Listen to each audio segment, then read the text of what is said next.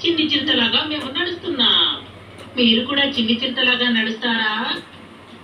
మంచిది. చిన్ని చిరుతలాగా నడవాలంటే ముందుగా మీరు లేచి నిలబడాలి.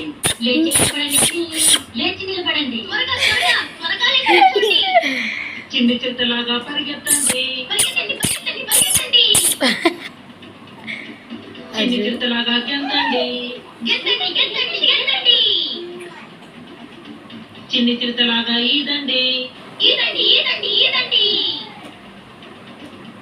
చిన్ని చిరుతలాగా ఎక్కండి.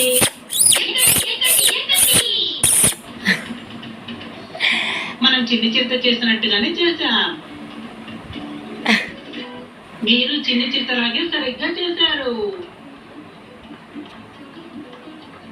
మనమందరం ఇప్పుడు అడవి లోపలికి వచ్చేసాం. జాగ్రత్త బుజ్జి, పాములుంటాయి,